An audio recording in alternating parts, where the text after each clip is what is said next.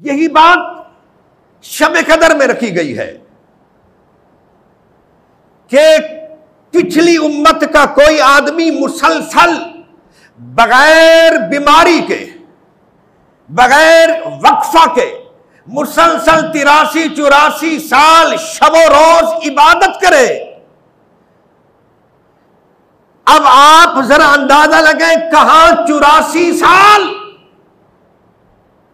और कहां मुहम्मदी जो है वो फकत शब भर में, एक शब में उस शब का कुछ हिस्सा इबादत करे तो उसको 83-84 साल की इबादत का सवाब मिल जाए। नहीं नहीं, कुरान ये नहीं कह रहा। कुरान फरमा रहा है कि 83-84 साल से बेहतर सवाब मिलेगा। है कोई फर्क? कोई 19-20 का फर्क है? आप इसको बयान कर सकते हैं भी रात की चंद सातों में? ये इसका माना ये है कि अल्लाह ताला फरमाता है मैदान में तो तुम आओ, उदास क्यों होते हो? तुम तो मेरे आखिर ज़मान नबी के उम्मती हो। अब मैदान में तो कोई, रिंग में तो कोई है, रेफरी की मर्जी जैसे वो जितवा दे, लेकिन आना पड़ेगा, मैदान में आना पड़ेगा। ऐसा नहीं है कि लंबी तान कर सोते रहो और इस रात को तलाश ही न करो। ये बड़ा करम है कि पहले तो मुअय्यन कर दिया कि ये रात साल भर में एक मर्तबा आती है, फिर मुअय्यन कर दिया कि ये उस शब में ये होती है, ये साथ है जिसमें कुरान नाजिल हुआ। दूसरी आयत ने कह दिया कि कुरान नाजिल हुआ रमजान में, तो अब ये रमजान में बंद हो गई। अब एक रिवायत ने हमें बता दिया, सही रिवायत ने, कि ये रमजान के आखिरी अशरे की ताक रातों में होती है। ये सातें जो है, ये रात जो है ताक रातों में होती है। अब ये ताक रातों में बयान करके कोई एक रात मेरे आका ने मुकर्रर नहीं, याद रखना, मुअय्यन नहीं फरमाई। सहाबाए किराम ने अंदाजे लगाए हैं। हजरत इब्न मसूद कसम खाकर कहते थे कि ये 27वीं शब है, और इंशाअल्लाह भी नहीं कहते थे।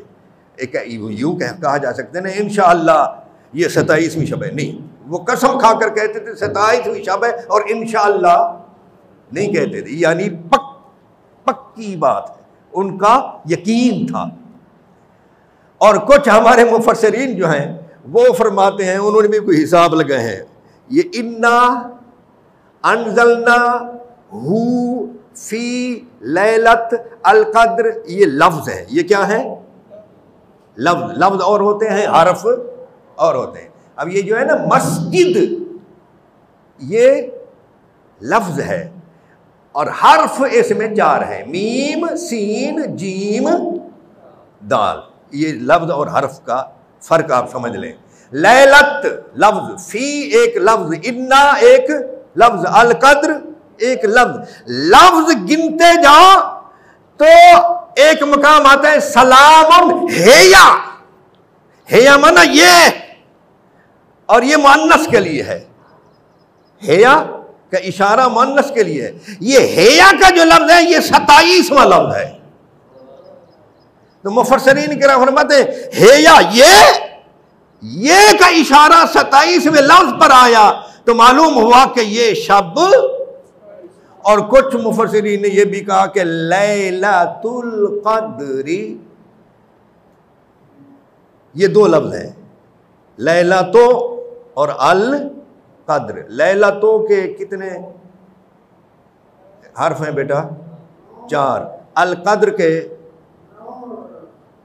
मैं अलग अलग बच्चे बैठे हैं ना, समझे। अल कद्र के 5, मुझे भी आता है ये, लेकिन ये पूछा जाए समझ आ जाएगा। लैलत 4, अल कद्र 5, 4 और 5 9 3 मरतबा आया है लैलतुल कद्र, 9 तियां, यानी यूं हिसाब किया है उलमा ने। लेकिन मैं ये चाहता हूं, मेरी पसंद ये है कि इसको ताक रातों में ही रखा जाए। अगर मेरे आका अपनी जुबान अक़दस से मुअय्यन करके कोई एक रात बता देते तो फिर हमारे लिए अजाब बन जाता कि हिम्मत वाले तो इसमें आकर इबादत कर लेते, और मुअय्यन होती रात और कोई शख्स गफलत करता या उस शब में मुअय्यन होने के बावजूद, यकीनी होने के बावजूद उस शब में कोई शख्स खुदा ना खाता गुनाह में मुब्तला होता, तो फिर गुनाह भी इतना गुनाह ज्यादा होता जितना गुनाह इबादत ज्यादा है। अब अगर वाकई कोई शख्स इस रात को पाले और इबादत करे उसको सवाब मिलेगा, लेकिन मुअय्यन नहीं, दूसरा कोई शख्स शामत नफ्स की वजह से गुनाह में मुब्तला रहा, उसका गुनाह इतना मिकदार में नहीं बढ़ेगा चूंकि मुअय्यन नहीं है। तो ताक रातें कितनी है यार? 10 रातों में कितनी ताक रातें हैं जी? जुफ्त और ताक ही देखने हैं ना, ये 2-2 26 28 22, ये तो जुफ्त हो गए ना, 21 23 25 27, हाँ ये कितनी है? बहुत ज्यादा नहीं है।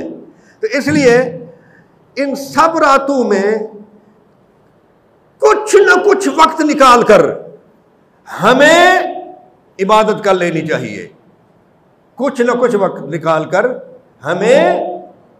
अब ये याद रखना कि मैंने ये नहीं कहा कुछ न कुछ वक्त निकाल कर मस्जिद आ जाना चाहिए, मैंने ये नहीं कहा।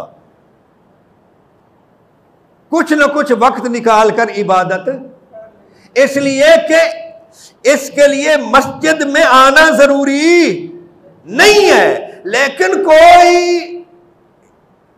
शख्स सलातो तस्बीह का एहतमाम करता है तो ये ऐसी इबादत है कि इसमें मिलजुल कर लोग पढ़ लेते हैं, तो मस्जिद में आ जाए।